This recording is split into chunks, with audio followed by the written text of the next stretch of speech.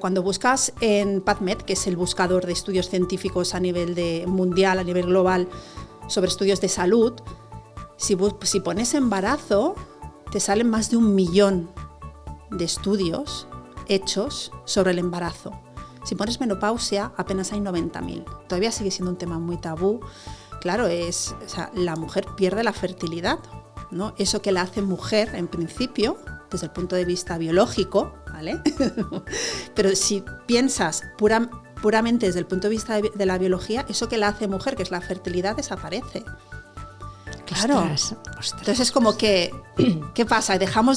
Obviamente no dejamos de ser mujeres, mujeres mucho más que ser fértil, pero a nivel social yo creo que todavía se nos ve así, e históricamente ha sido así, ¿no? Entonces llegabas a la menopausia y como que se te invisibilizaba, ¿no?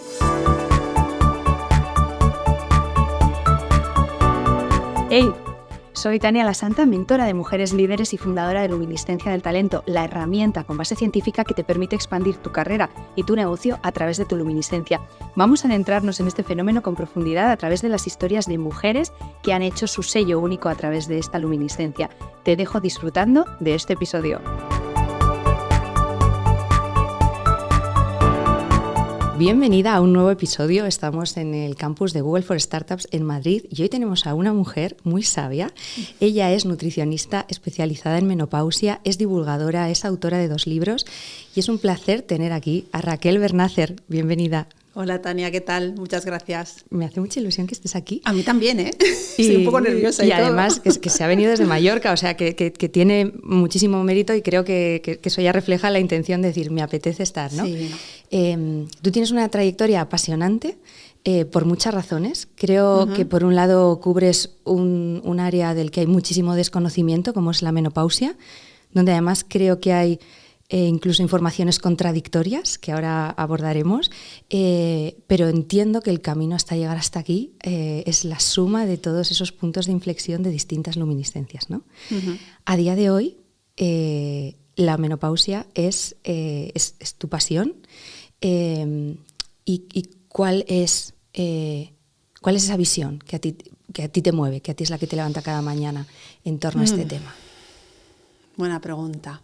Mira, a mí, yo creo que es la propia experiencia de encontrarme en plena transición a la menopausia y no tener ni puñetera idea de qué es lo que le está pasando a mi cuerpo ni de lo que tengo que hacer.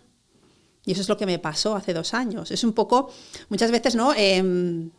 Muchas personas empiezan a trabajar o se centran en proyectos muy basados en su experiencia. Y esto es lo que me ha pasado, es que hace 2 años unas analíticas, hierro bajo y colesterol alto. Y yo, perdona, yo que soy nutricionista y que me cuido, ¿cómo puede ser? Y hablando con mi madre me dijo, no, nena, esto es genético, nos ha pasado a todas. Me pasó a mí, le pasa a tus tías, le pasó a tu abuela. Y entonces fue como, perdón, mujeres a partir de cierta edad, y fue como que las neuronas hicieron esas chispitas. Dije, a ver si va a estar relacionado con la llegada a la menopausia. Entonces ahí fue cuando empecé a leer, empecé a buscar información y fue cuando me di cuenta que realmente era eso. Y empecé a entender muchas cosas que me estaban ocurriendo y que daba por sentado porque a lo mejor piensas que estás estresada, que es la vida y realmente es tu cuerpo que está cambiando, ¿no? Está viviendo todo ese proceso. Entonces fue cuando dije, no, mira, lo que no puede ser es que las mujeres no sepamos, ¿no? qué es lo que nos pasa cuando llegamos a esta etapa vital. Y lo compartí en mi newsletter. De repente fue como que saqué de dentro, ¿no? Toda esa, no rabia, pero como ese golpe en la mesa de decir, ostras, basta ya otra vez, aquí también nos tienen que invisibilizar, aquí también no nos ayudan.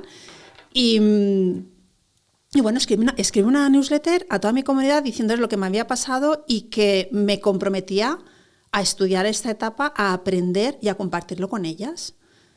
Tania, no sabes la de mujeres que me respondieron diciéndome que ellas estaban igual, que todo lo que yo les estaba contando que me pasaba a mí también les pasaba a ellas, que muchos médicos, muchos ginecólogos les decían, oye, no, pero es que esto es normal, tienes que pasar por aquí y ya está, no hay nada que hacer.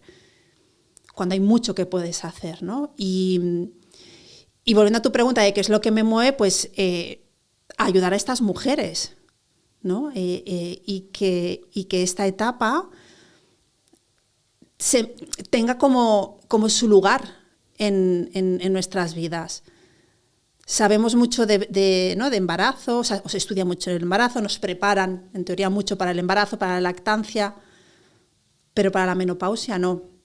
Y hay un dato muy curioso y que yo creo que al final pues pone de relevancia lo que está ocurriendo con... Ahora me está empezando a cambiar el discurso, creo, pero cuando buscas en PubMed, que es el buscador de estudios científicos a nivel mundial, a nivel global, sobre estudios de salud, si pones embarazo, te salen más de 1 millón de estudios hechos sobre el embarazo. Si pones menopausia, apenas hay 90.000. Ostras, yo te he escuchado decir que hay muy poca, o sea, que se destina muy poca inversión al estudio de la menopausia, pero claro, es que ahora con estos datos es que se evidencia realmente qué porcentaje se destina a cada cosa, ¿no? Dentro de que además se suma que en el campo de las mujeres siempre vamos como por detrás porque no se ha invertido... bueno, pues lo asociado a la cantidad de mujeres que hay en este mundo, ¿no? Y además yo, no sé, tengo la sensación de que en generaciones anteriores todo se ha sufrido y además en silencio. O sea, ha sido ese componente de sufrimiento y además de aislamiento, ¿no? Uh-huh. Que por suerte ahora el aislamiento ya no lo tenemos, sino que gracias a redes sociales y gracias también a esa apertura más que tenemos de compartir y decir, pues pasa esto, pues estos síntomas, pues no. Por lo menos, aunque el sufrimiento sigue estando y se va reduciendo, pero ya la soledad o ese componente de que solo sabías, no sé, en el caso de mi madre, pues lo que había aprendido, había vivido mi abuela, ¿no? Y eso era todas sus referencias. Sí, sí. Antes era como eso, ¿no? Pues ese te tienes que aguantar y no se hablaba porque era muy tabú, y todavía sigue siendo un tema muy tabú. Claro, o sea, la mujer pierde la fertilidad, ¿no? Eso que la hace mujer, en principio, desde el punto de vista biológico, ¿vale? Pero si piensas puramente desde el punto de vista de la biología, eso que la hace mujer, que es la fertilidad, desaparece. Claro. Ostras. Entonces es como que, ¿qué pasa? Obviamente no dejamos de ser mujeres, mujeres mucho más que ser fértil, pero a nivel social yo creo que todavía se nos ve así. E históricamente ha sido así, ¿no? Entonces llegabas a la menopausia y como que se te invisibilizaba, ¿no?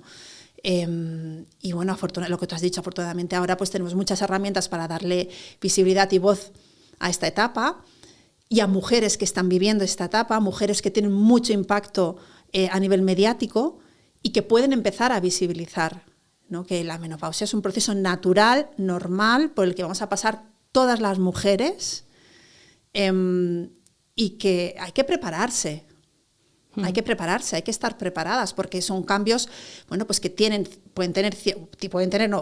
cierto impacto y cuanto mejor llegues preparada a la menopausia, pues más suave y más leve en principio será. Sí, la información da poder, ¿no? Y opciones. Ey, ¿te está gustando este episodio? Entonces suscríbete al canal para que podamos avisarte en cuanto salgan los siguientes. Y si estás lista para seguir detonando tu propia luminiscencia, suscríbete a la newsletter en luminiscenciadeltalento.com. Tú decías, pasa que es que se me acumulan como los temas que están saliendo, pero tú decías que la menopausia, primero, porque no se puede detectar como tal hasta 12 meses después de haber tenido tu última regla, en realidad no se puede predecir y que hay que hablar de que ya unos 10 años antes, ¿no? Que estás en esa etapa previa a la menopausia, ya hay cosas que puedes hacer que te preparan, ¿no? Para tener una mejor calidad de vida después. Uh-huh. Me parece alucinante que no haya, desde el punto de vista analítico, ¿no? Más parámetros, más, no sé, una manera de poder llevar un seguimiento o una predicción, ¿no? Como más precisa. Es increíble. Sí, bueno, porque en realidad la menopausia es un fenómeno, ahora se empieza a hablar de que es un fenómeno neuroendocrino, es decir, está involucrado el cerebro, está involucrado el aparato reproductor, los ovarios principalmente. Claro, ahí hay una serie de comunicaciones a nivel de hormonas y de moléculas que es muy difícil hacer esta predicción. Sí que a nivel mundial sabemos, bueno, a nivel de España o de países occidentales, sabemos que la menopausia llega alrededor de los 51 años. Si miramos a nivel mundial son los 49.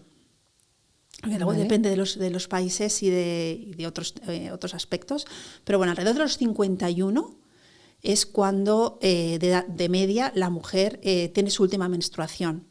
Hay mujeres que la pueden tener antes, hay mujeres que la pueden tener después, pero sí que es verdad lo que tú has dicho, que los cambios hormonales pueden empezar 10 años antes, con lo cual si la tienes a los 51, a los 41 puedes empezar ya con cambios.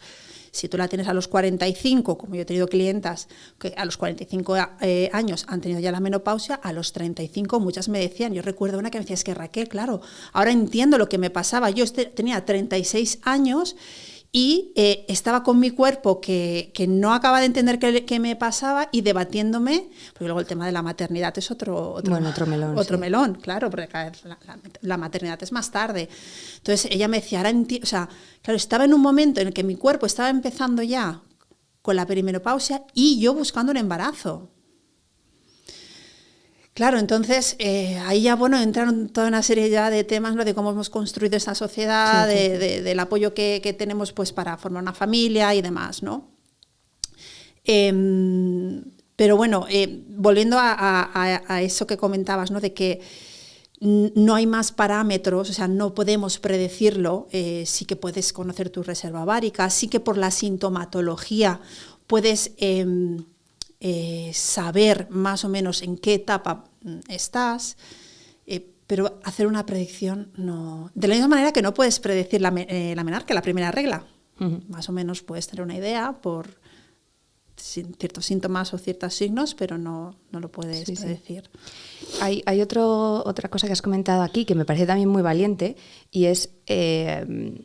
muchas veces, ¿no? Tú como nutricionista, como persona experta en el campo y demás, el reconocer primero internamente ante esos análisis, ¿no? Que es como empezaba la conversación, y que, fíjate, ¿no? Qué detonador de una nueva luminiscencia que cambia toda tu carrera profesional y y el futuro de tantas mujeres a las que estás ayudando, claro, que esa es la consecuencia importante.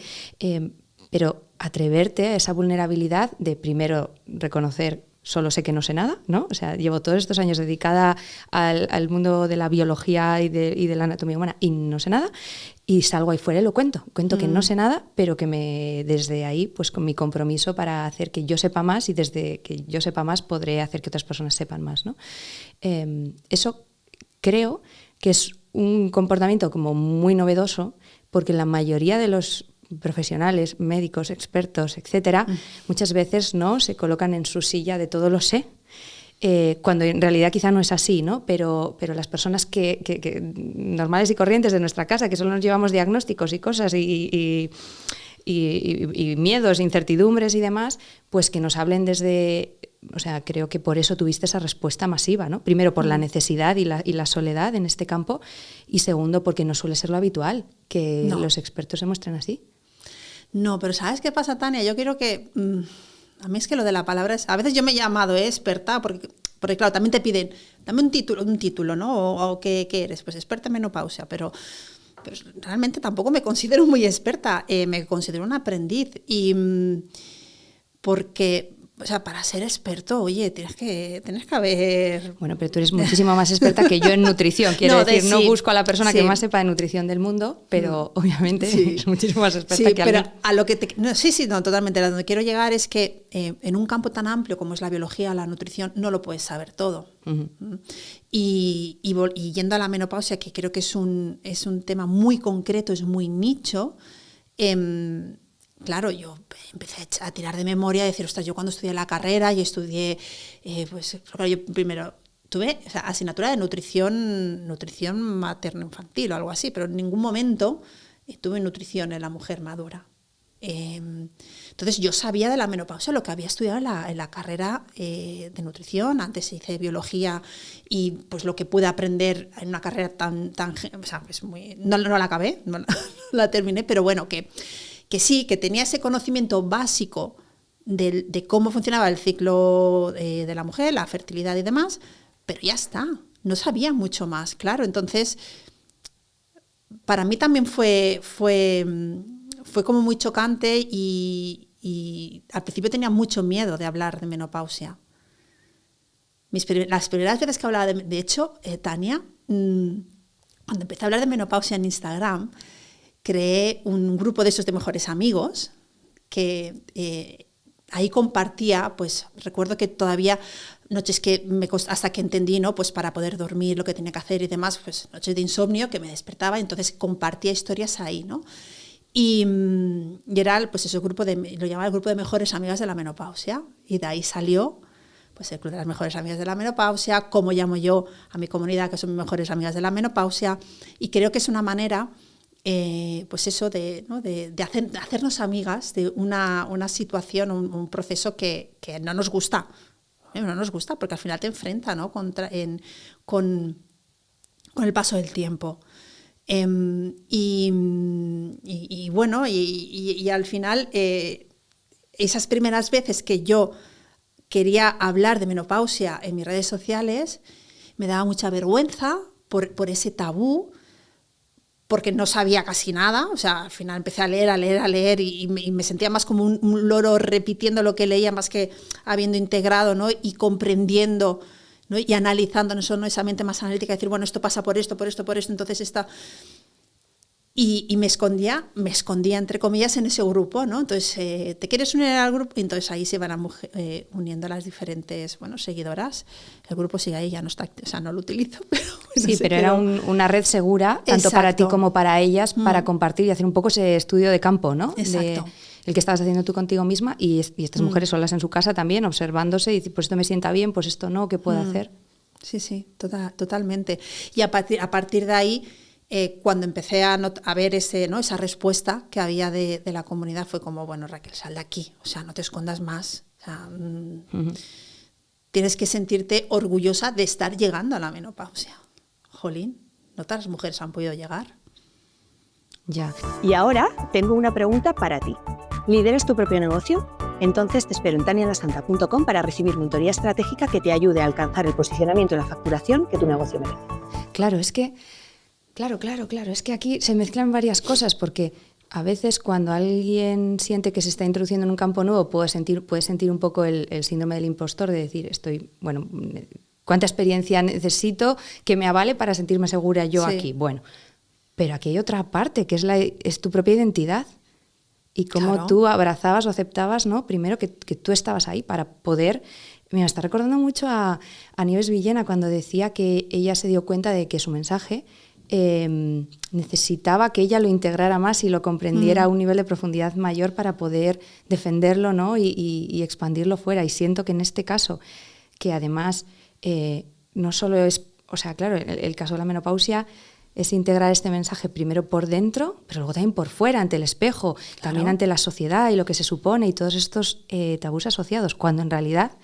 cuanto más mayores, más sabias, ¿no? Es que es como una incoherencia, es como, wow, estoy en el mejor momento, ¿no? de mi vida, pero luego mi cuerpo tiene unos achaques que no me sigue, que me está mandando una señal contraria, ¿no? Sí. Hasta que esas dos partes hacen clac otra vez y se realinean. De hecho, mira, has comentado algo, cuanto mayor, más sabia.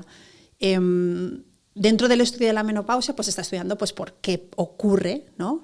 Porque a nivel biológico, la mayoría de los mamíferos, las hembras se reproducen casi hasta el final de su vida.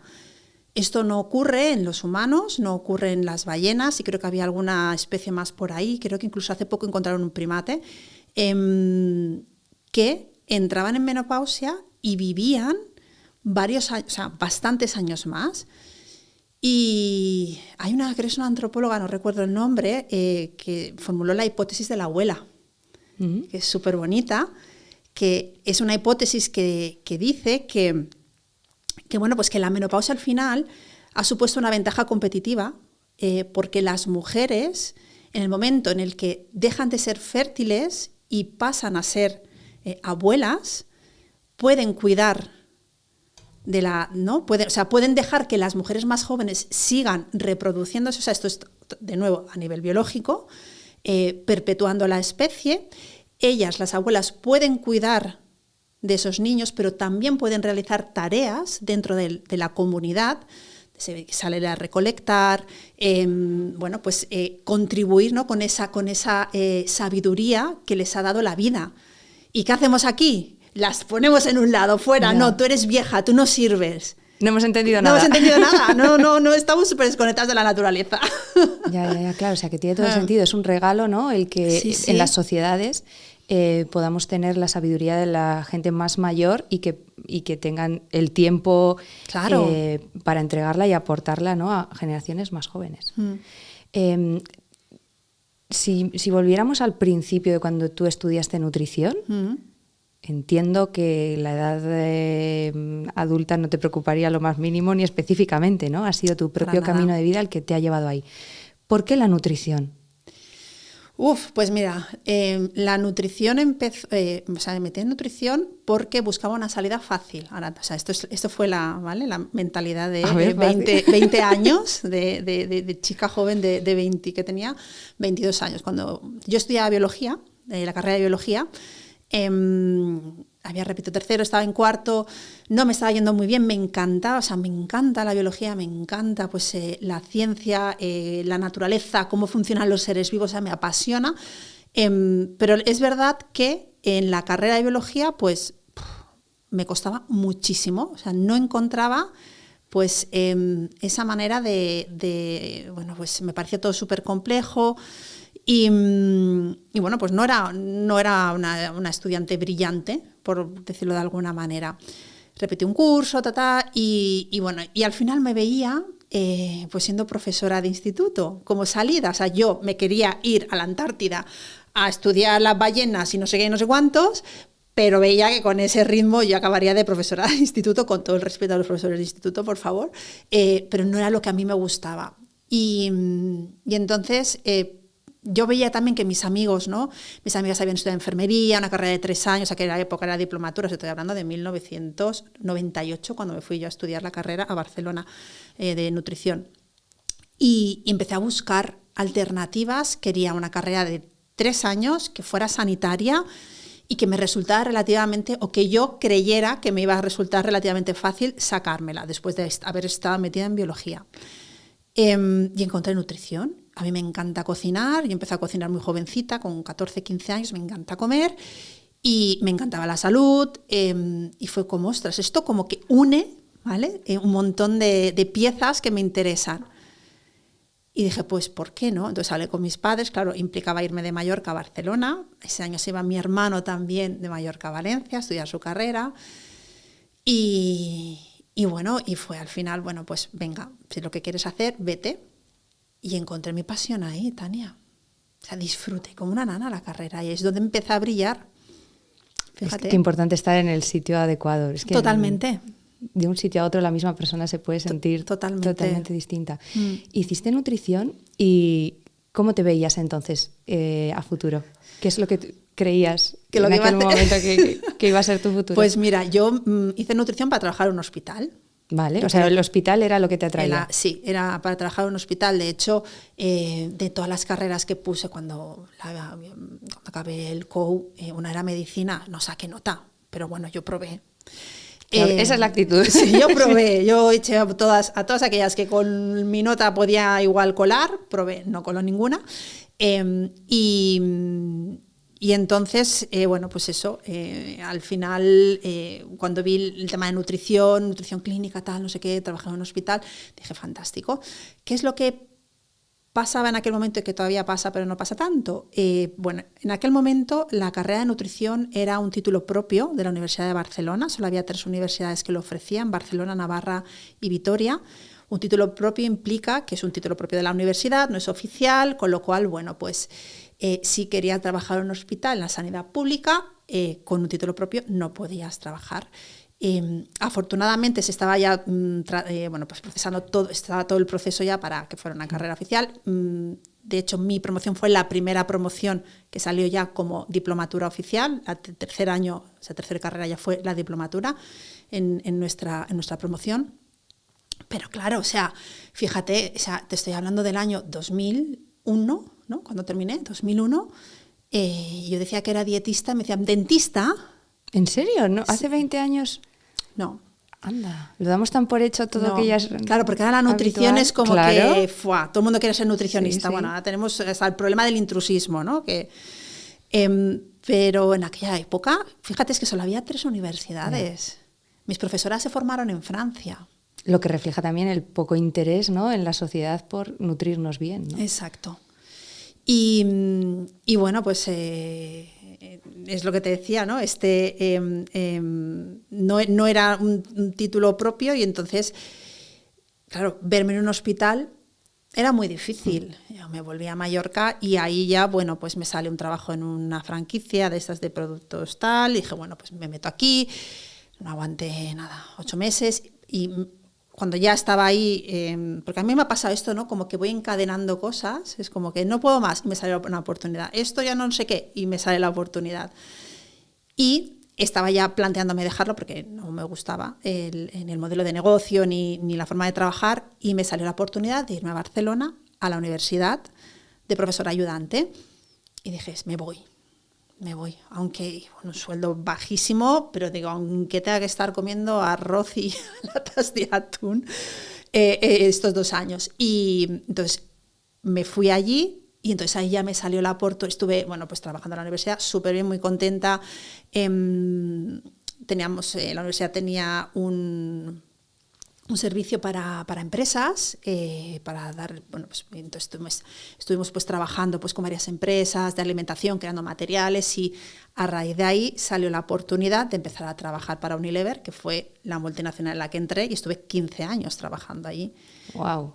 Como del hospital a Unilever, ¿no? Exacto. El cambio. Como el cambio. Claro, y aparte cuando me ofrecieron entrar, yo tenía un montón de, porque claro, era industria alimentaria. Claro, ¿no? prejuicios ahí, sí, ¿no? Sí, el mal, el demonio, no sé qué tal. Y ahí tuve varias conversaciones con personas de la universidad, en aquel momento como mis mentoras, y me dijeron, Raquel, o sea, esta empresa sí es industria alimentaria, pero o sea, tienes una oportunidad ahí, y la verdad es que fue una oportunidad de desarrollo profesional brutal. O sea, y el sistema se puede cambiar desde dentro, ¿no? Exacto. O sea, cuando eres agente de cambio desde sitios donde tienes tanto poder. Exacto. Tú has desarrollado ahí tu carrera 15 años y supongo que, bueno, no sé, me consta, que has ido creciendo en responsabilidad y a la capa de nutrición esta carrera profesional le ha dado también dirección de equipos, experiencia internacional. ¿Cómo ha sido eso? ¿Cómo te has formado en esa área? ¿Te han dado esa formación interna? ¿Son skills que directamente ya estaban muy presentes en ti? ¿Cómo ha sido esa parte de carrera de liderazgo? Fue todo un reto, porque claro, piensa que yo venía... o sea, yo los 2 primeros años en Unilever flipaba constantemente, porque claro, yo no venía del mundo de la dirección de empresa, no de las carreras de dirección de empresa, de marketing, ventas, recursos humanos, yo venía de una carrera sanitaria.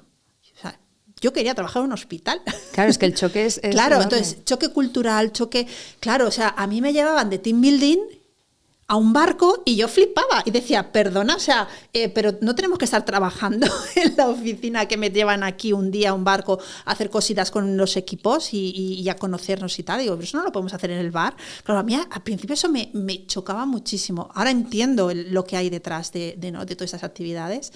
Y bueno, pues aprendí pues a base de hacer, el learning by doing, que nos decían constantemente, ¿no? Pues aprende haciendo, aprende mucho de mi mentora, la persona que me contrató, la directora de comunicación ahora, Ana Palencia, que se me escucha, me mando un beso, y que fue la que me dio la oportunidad de entrar, y a partir de ahí como decías, ¿no? Ir desarrollándome dentro de la empresa. Y sí que es verdad que la empresa nos daba la oportunidad de formarnos, no solamente con este learning by doing, sino también con formaciones internas, ¿no? Y bueno, pues yo afortunadamente yo me siento una privilegiada de poder haber estado en programas de formación de liderazgo muy buenos y muy potentes, totalmente. En esta experiencia profesional estás primero en España y luego te mudas al extranjero, ¿verdad? Y sigues haciendo crecer tu carrera directiva. ¿Cómo es esta etapa? ¿Y en qué sientes que está su impronta en lo que haces ahora? Mira, yo me fui a Países Bajos, a Rotterdam, que es donde estaba uno de los centros en Blardingen, un pueblecito cerca de Rotterdam, donde ya no están ahí, donde estaba el centro de alimentación y el equipo global de nutrición. Yo me fui a trabajar al equipo global de nutrición, estuve trabajando con la VP de nutrición, estuve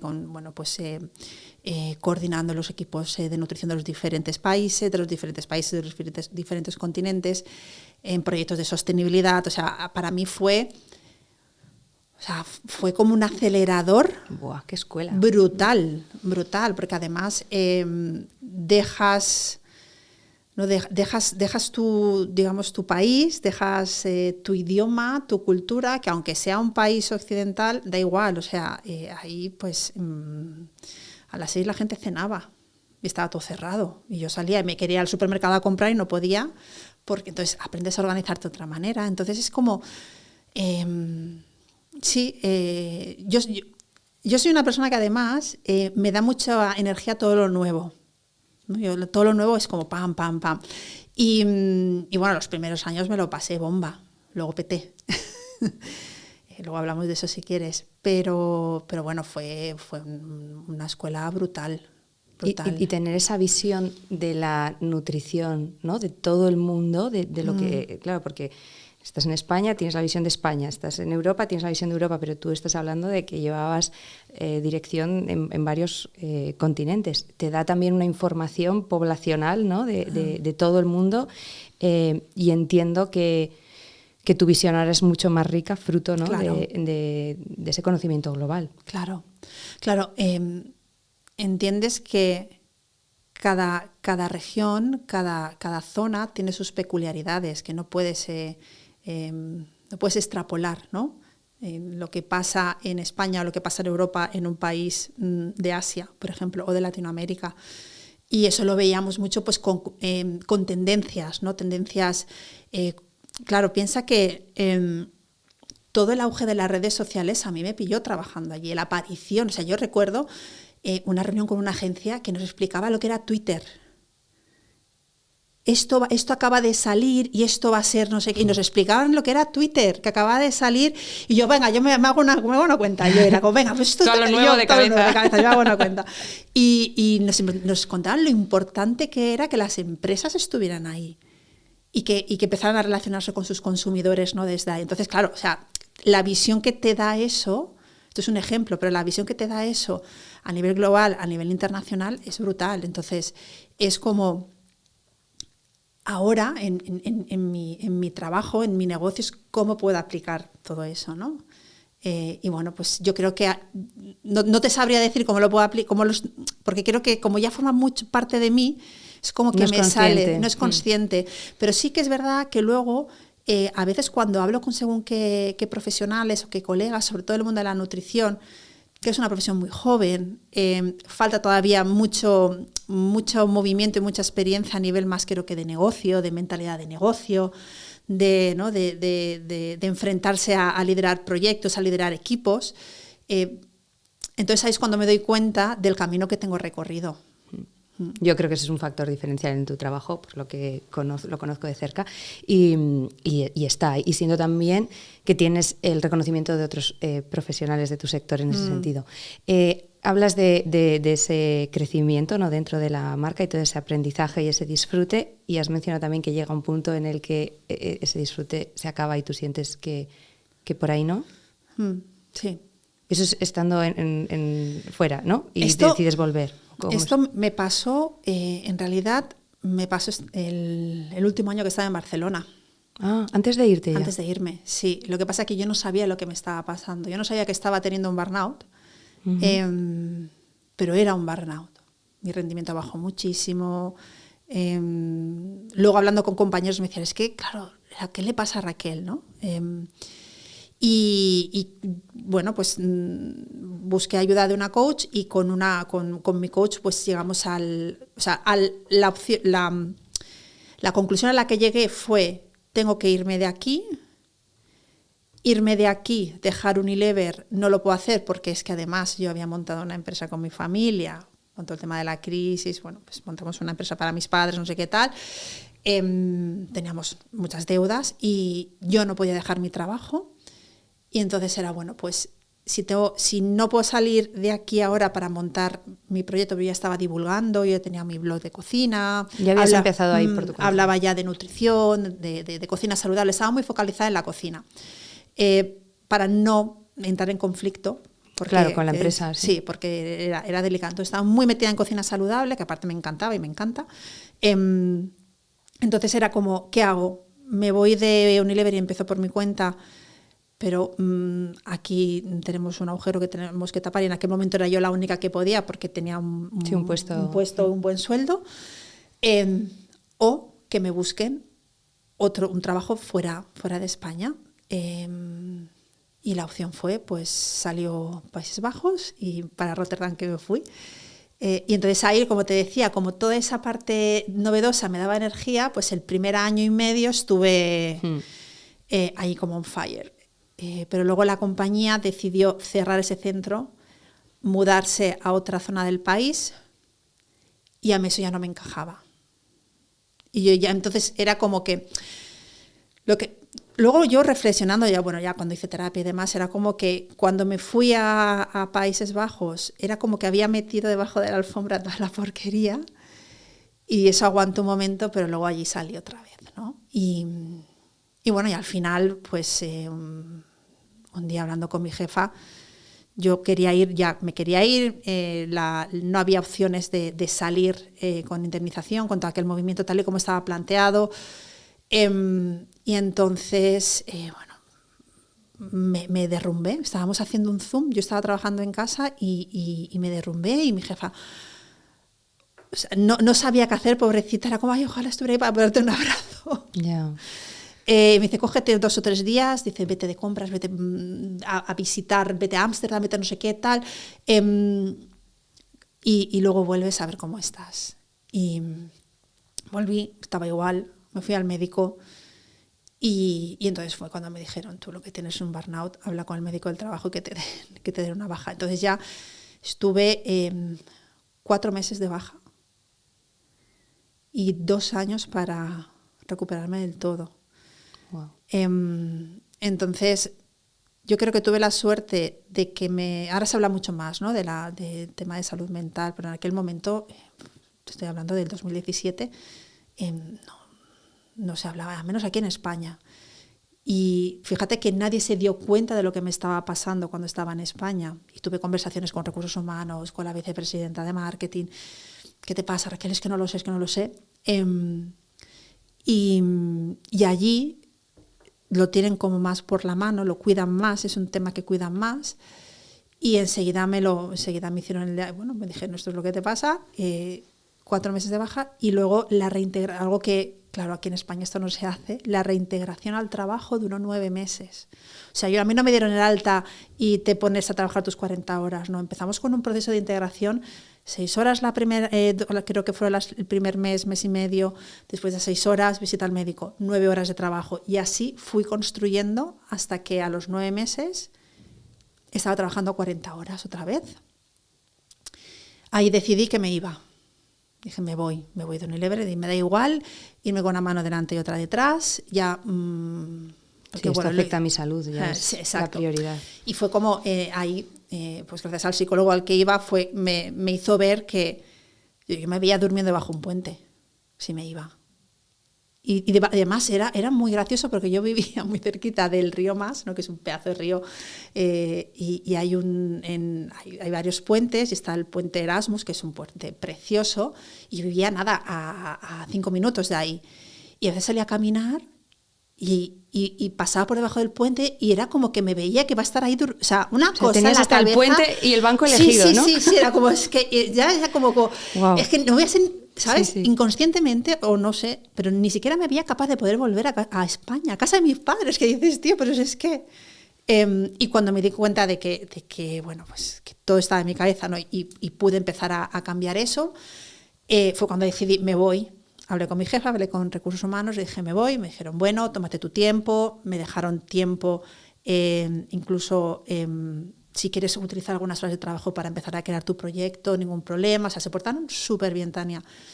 Tuvimos esa reunión, esto siempre lo cuento porque es que a mí, no sé, lo que te decía, que yo no sé si es un universo o qué, llegamos a aquella reunión y llego a mi sitio y tenía un correo electrónico que nos invitaban a un town hall al día siguiente. Un town hall es como una reunión de todos los empleados por parte del equipo directivo.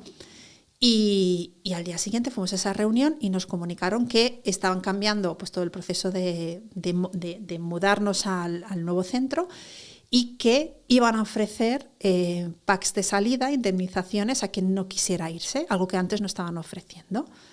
Y claro, me quedo mirando a mi jefa y le digo, esto no me lo dijiste ayer. Me dice, es que yo no lo sabía. Me lo han dicho esta mañana. Y yo digo, entonces toda la conversación de ayer, y me dice, ¿tú cuántos años llevas aquí? Le digo, 15. Dice, ¿te puedes esperar unos meses más hasta que todo esto se arregle? Y dije, sí. Hombre. Y dice, pues espérate. Y entonces me esperé. Casi vuelvo a petar, también te lo digo, ¿eh? Sí, porque el despido emocional, que esto es cuando tú ya sabes que es una decisión tomada y es en un sitio donde no estás. A mí me pasó en el último trabajo, que era como en agosto dije que me iba y tuve que aguantar hasta diciembre. Esos meses son el desierto y cada día es una eternidad. Sí. Y en tu caso, que encima pues a nivel de salud venías de este desgaste, ni me imagino. Sí, sí. Y bueno, y al final, bueno, pues a ver, sale todo muy bien, se portaron muy bien, o sea, yo no tengo ninguna queja para nada. Y a partir de ahí, en enero de 2019, en realidad junio de 2019 oficialmente dejó la compañía. 6 meses después nos encierran, ¿no?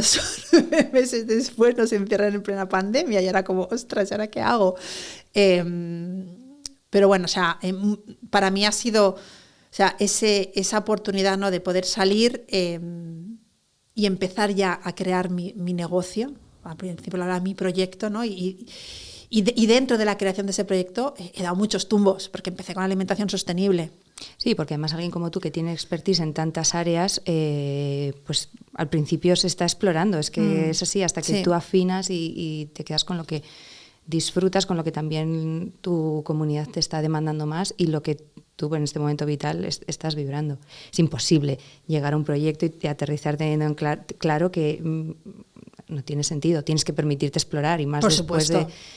de venir de una etapa en la que no estás a gusto, en la que es un entorno que no es para ti. Tienes que volver a reconectar contigo y permitirte jugar y sin el exceso de responsabilidad, ¿no? Claro.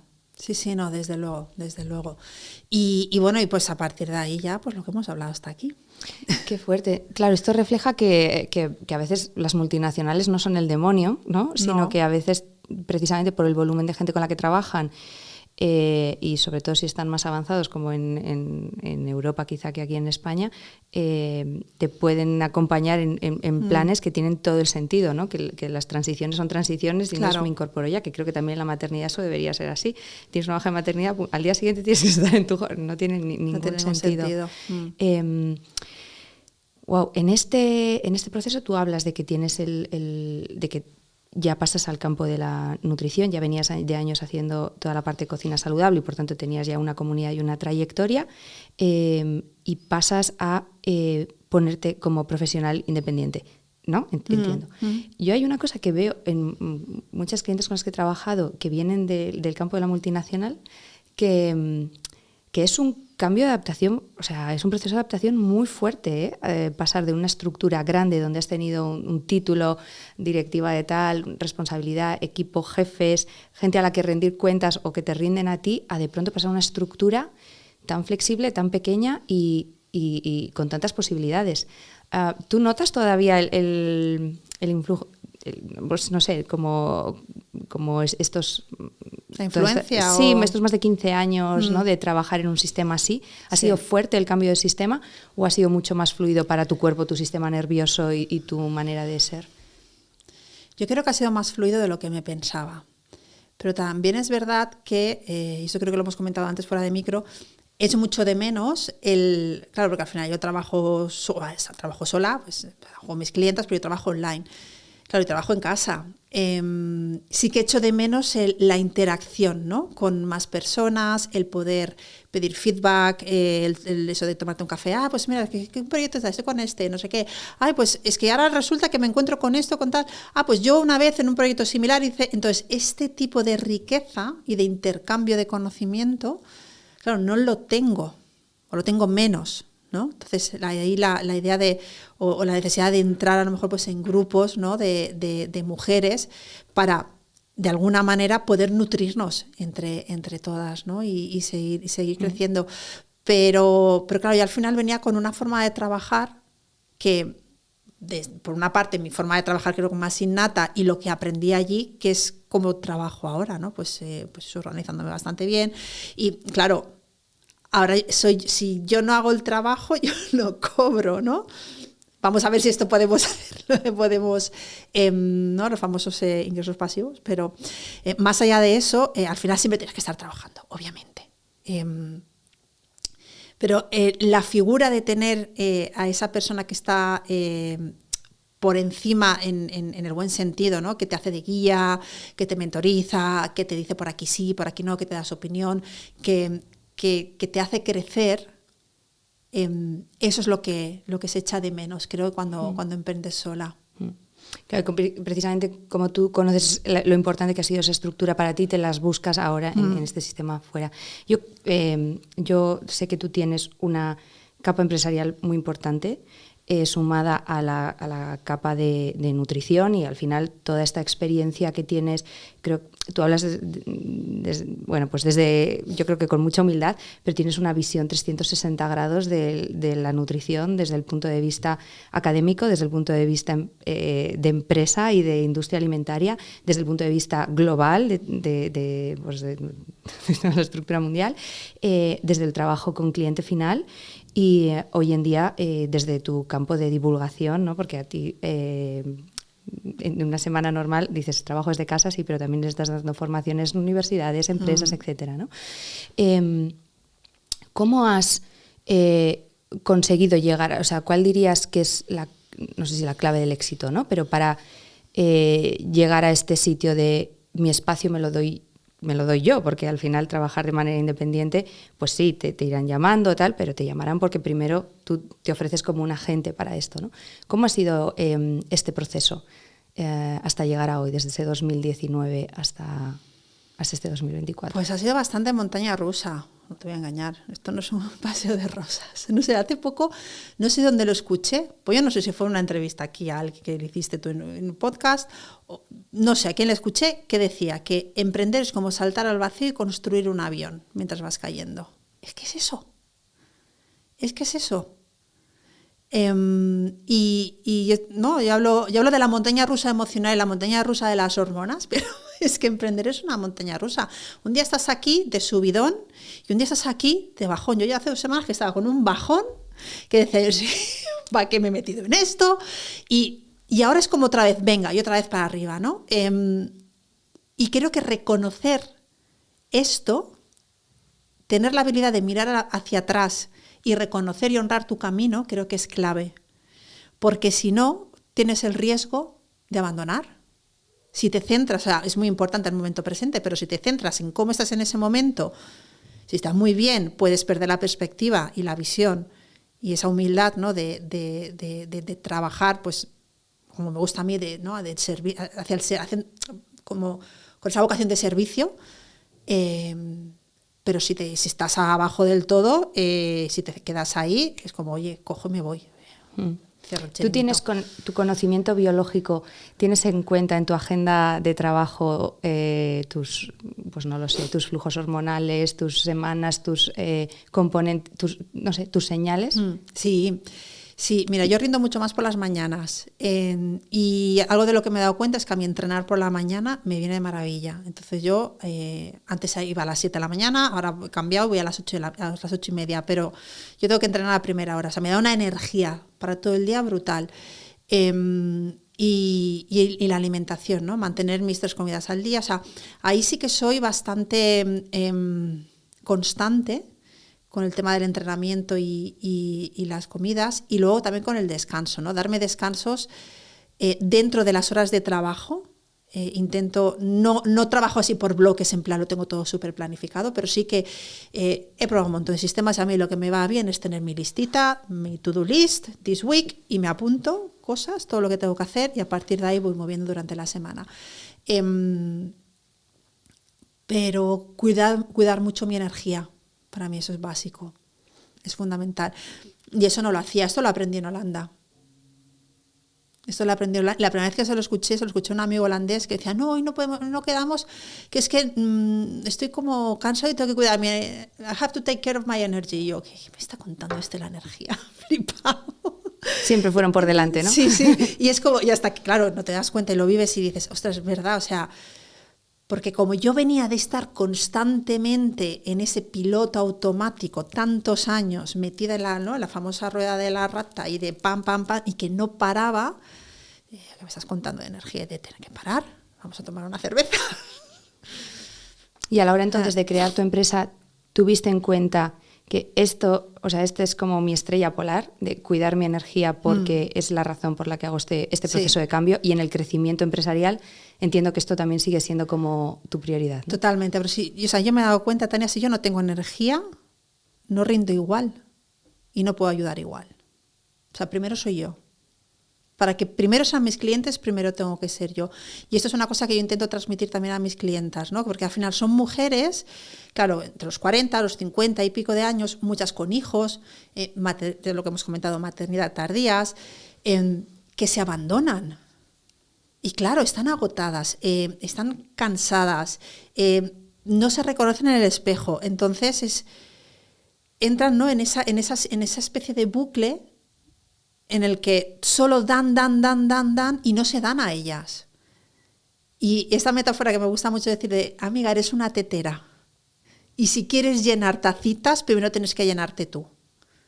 Y es así. Y pensamos que el autocuidado es egoísta, y no es egoísta. Es que no hay nada, creo, más altruista que cuidarte para luego poder dárselo a los demás, ¿no? Entonces, esto es algo que yo creo que a raíz del burnout como que lo interioricé, pero estos 2 últimos años trabajando con mujeres en la menopausia he sido como más consciente de esto. Y desde que he sido más consciente es como, ostras, esto lo tengo que mantener, o sea, descansar, dormir bien, moverme, comer bien. Sí, es un ejercicio también de coherencia, ¿no? Porque no También, puedes ayudar claro, tú a tus clientas a practicar algo de lo que sí, siempre dicen, luego. como retomando un poco lo que comentabas antes, que ayudamos o acompañamos en lo que a nosotros más nos ha costado tener o darle valor, ¿no? Y entiendo que la energía y el ponerte tú primero, más allá del trabajo, de las cosas que pasan o de sostener a la familia, es una de los puntos de inflexión de tu luminiscencia. En este proceso en el que acompañas, como has dicho, a muchas mujeres que, pues en este mundo en el que vivimos, están cansadas, duermen poco, dan más de lo que reciben, sí que creo que hay como en nosotras, ¿no?, una manera natural de decir, bueno, sí que, venga, pues voy al médico, me cuido, o hago estas recomendaciones que me dan. Pero a veces también esas recomendaciones que nos dan no son las que necesitamos. Tú, como nutricionista, sé que desde tu perspectiva de acompañamiento a la menopausia muchas veces no estás de acuerdo con el diagnóstico, en las recomendaciones que hacen desde la parte ginecológica. ¿Cómo gestionáis esto, ¿no? ¿Cómo, cuando la figura de referencia quizá para trabajar una etapa es una y el diagnóstico, lo que te dicen, ¿no?, como paciente, es distinta desde una, ¿no? Te dicen, tómate estas hormonas, toma no sé qué, y tú dices, bueno, es que desde la nutrición se pueden hacer muchas cosas que colisionan con lo que te están diciendo desde este otro lado. Sí, mira, a ver, yo no estoy en contra de la terapia hormonal para la menopausia, creo que puede ser muy útil en mujeres que realmente lo necesitan. También creo que de alguna manera se tira demasiado fácil de los fármacos, ¿vale? Es como que, ¿por qué? Porque es el parche fácil.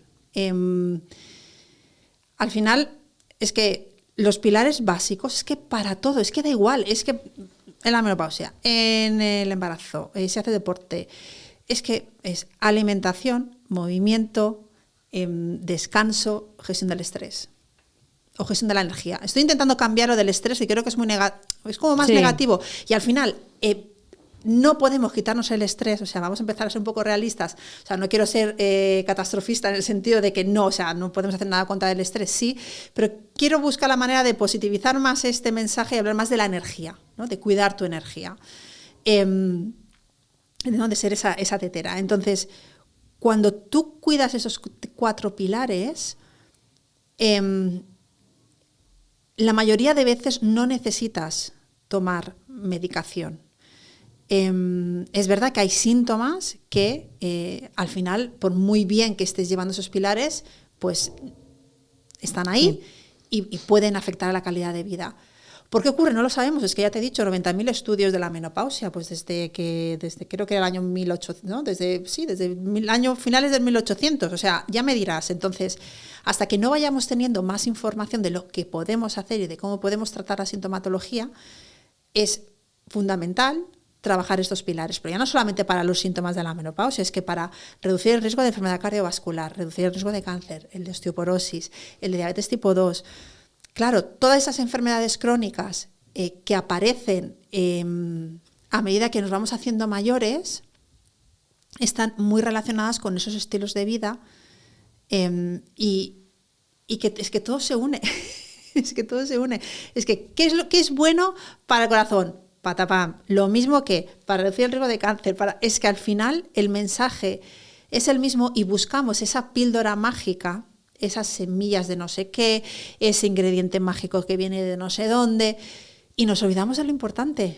Nos perdemos en los detalles y nos olvidamos de lo importante. Esa información que nos da poder para luego decidir que sí y que no, está claro que tú la divulgas a través de todos tus canales. Has tenido 2 podcasts, tienes 2 libros en el mercado. Me parece súper generosa la manera en la que te has dado hoy en esta conversación y te doy las gracias. La mayoría de las mujeres que escuchan este espacio coinciden en que son historias reales de mujeres reales.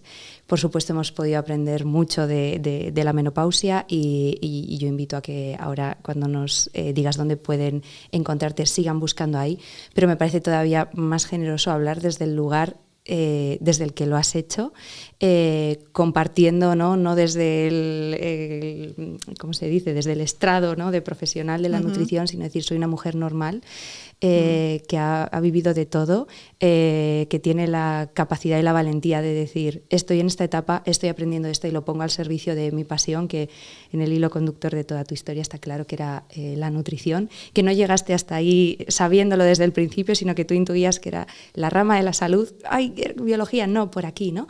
Y gracias por dejarnos ver cuáles han sido los distintos detonadores de tu luminiscencia, esa presencia familiar que siento que forma parte de tu corazón y de muchas decisiones que has ido tomando a lo largo de tu vida, esa capacidad para detectar esto ya no es para mí, yo busco otro cambio, y que cuando esa oportunidad de cambio se ha planteado, tú has tenido el coraje de reconocerlo y decir, sí, es para mí, y además abrazo lo nuevo. Creo que, aunque tú dices, me han aparecido las oportunidades delante muy rápido, fíjate, yo creo que has sido una persona capaz de detectar que eso eran oportunidades. Puede ser, y que has tenido la valentía de decirles sí.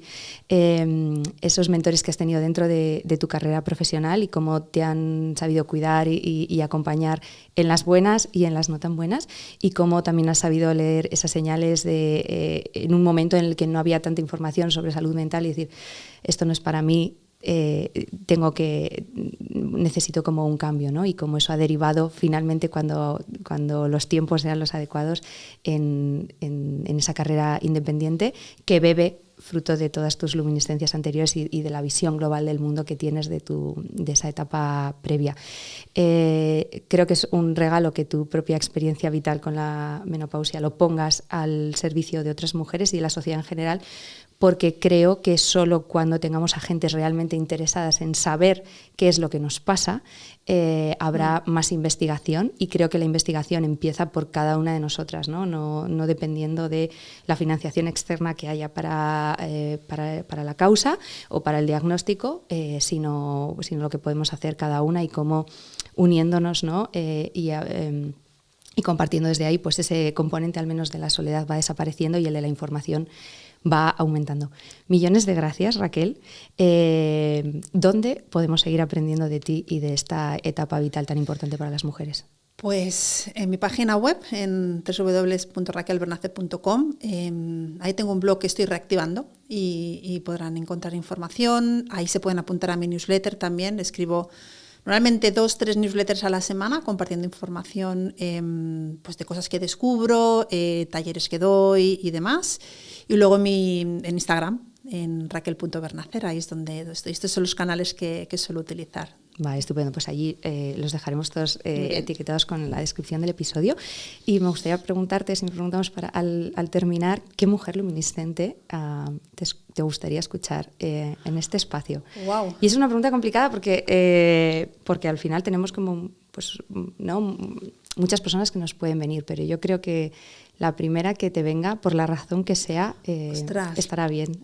Tania, qué mujer luminiscente. Está más pillado. A